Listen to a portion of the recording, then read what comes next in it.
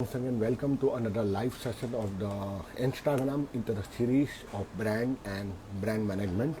और आज ब्रांडिंग की इस सीरीज में जो 90 डेज की सीरीज है उसमें मैं एक और क्वेश्चन है, बहुत ही अच्छा किसी ने पूछा है, तो it is connected to the branding only but to the health care section. तो इसीलिए मैं हेल्थ केयर सेक्शन से कनेक्टेड एक क्वेश्चन ले रहा हूँ ब्रांडिंग में।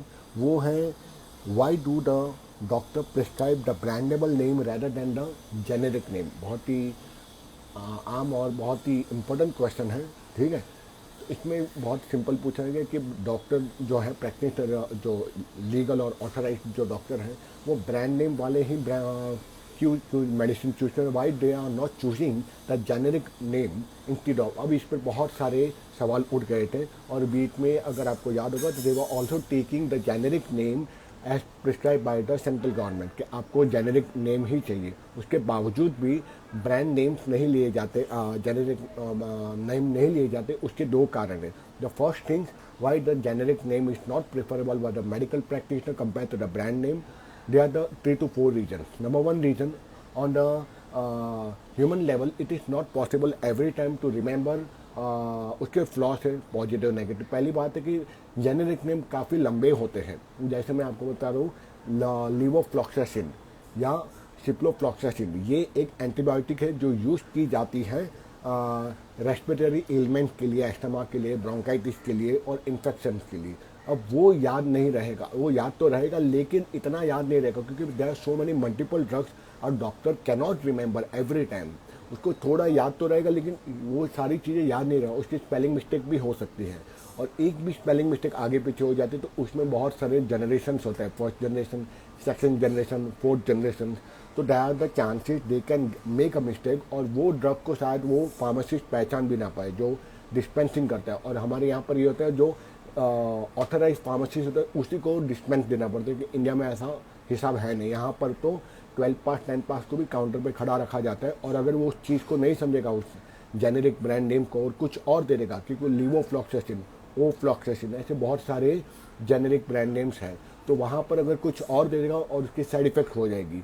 सो the reason the generic brand name, what I understand, they're not using the generic word कि उसमें स्पेलिंग मिस्टेक और ड्रग्स दूसरा दिया जा सकता है। Second, they are using brand name. अब एक ही ड्रग्स के बहुत सारे ब्रांडेबल प्रोडक्ट्स हैं मार्केट के अंदर में।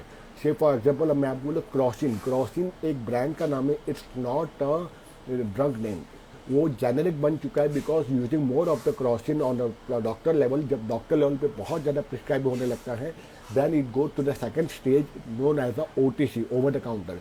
जब इतना ड्रग यूज़ होने लगता है तो पेशेंट क्या करते हैं, अपने, ये इंडिया में होता है, अपनी पैसे बचाने के लिए वो वही पुराना पर्चा लेके जाएगा, वही ब्रांड नेम लेके और दिखा देगा फार्मासिस्ट को, जिसको उसको बोलेगा उसी को रिपीट कर देगा, डॉक्टर तो वही देने वाला है। तो instead of giving the 200 rupees to the MBBS doctor, मैं वही सिम्टम्स दिखाई दे रहा है तो वहाँ से फार्मासिस्ट से लेगा। और ये पैटर्न बनती लगती है सारे पेशेंट में। जब ये चीज़ें फ्लो होने लगती है तो OTC पे वो ब्रांड ज़्यादा फेमस होने लगता है, ओवर द काउंटर। और इसलिए जब कंपनी दिखती तो अब तो ये बिना डॉक्टर के प्रिस्क्रिप्शन दिए ये ब्रांड इतना अच्छा हो चुका है कि डॉक्टर की ज़रूरत नहीं है, तो लोग ऐसे ही वर्ड ऑफ माउथ से लेके जा रहे हैं। Hence the company remove it from the brandable product, they shifted into the OTC, और वो एक ब्रांड जो डॉक्टर प्रिस्क्रिप्शन पे है वो शिफ्ट हो जाता है ओवर द काउंटर पे और सेकंड स्टेज पे चले जाता है, जहां उसको प्रमोट करने की जरूरत नहीं, क्योंकि इतना डॉक्टर के द्वारा लिखा गया है कि वो अभी वो OTC पे चले जाता है, पर वो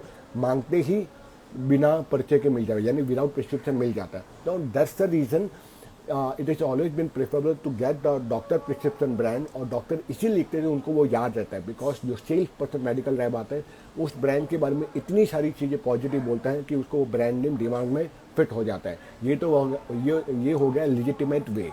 second important thing is it is the come on the trustable brand, यानी एक ही जेनेरिक ड्रग के बहुत सारे ब्रांड्स होते हैं, तो उसको कैसे पता चले। जैसे मान लो बड़ा ब्रांड्स लॉन्च करता है वही इंडस्ट्री में, फाइजर, सिप्ला, रैनबैक्सी या बिग ब्रांड, तो वहाँ पे ट्रस्ट आ जाता है और उनको पता है कि ये अच्छा ही ब्रांड होगा।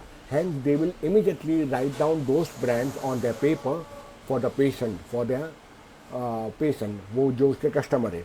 इसलिए सेकंड होता है ट्रस्ट की बात है। तीसरी आती है availability. Third, why they prescribe the brandable product over the generic, कि उसकी अवेलेबिलिटी बहुत जल्दी से मिल जाएगी। अब जेनेरिक ब्रांड नेम कोई मैं लिख दूंगा, अब जरूरी नहीं वो मेरे पास के फार्मासिस्ट के पास फार्मा काउंटर पर अवेलेबल होगा, ना भी हो। लेकिन अगर एक ब्रांडेबल प्रोडक्ट का अगर मैं लिख के देता हूँ तो वो बड़ा ब्रांड का डिस्ट्रीब्यूटर वहाँ स्टॉक रखेगा उस रिटेल काउंटर पे। तो ये तीसरा काउंटर है। तो these are the three major way why the they always prefer. और चौथा सबसे इम्पोर्टेंट, वो ब्रांड नेम सिंक हो जाता है, क्योंकि उसका जो काउंटर जो उसके जो रैब आते हैं, रिप्रेजेंटेटिव आते हैं, वो उसको साइंटिफिक वे में बताते हैं हमारा ब्रांड क्यों अच्छा है compare to the generic. Hence, they give the scientific validation and also prove it into the in-clinic performance on a so and so basis our brand proved to be very good quality। इसीलिए भी वो लिखते रहते हैं। ये हो गया legitimate वे।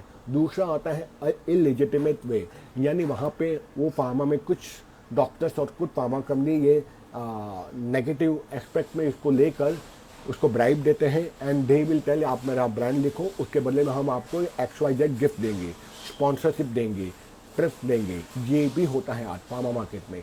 तो this is a non legitimate way why the people are the doctors are prefer. I am not telling to every doctor because there are so many good doctors I have made, they are always using for the health as well as for the betterment of the society. So I am not giving to everybody into the same category, but they are the few people and they are the few pharma companies who are doing such type of bribery into the pharmaceuticals to boost their brand. So these are the two reasons why the brandable products into the healthcare sector are moving compared to the generic one, जहाँ पे सिर्फ generic drug का नाम दिया जाता है। तो ये एक major reason है। So I hope you will understand why there is a difference of writing a prescription over the brand compared to the non-brandable, मतलब generics में। So that's all about the today's session on to the brandable versus the generic products. I will see you into the another video with the same theme of the branding. Thank you very much for listening to me.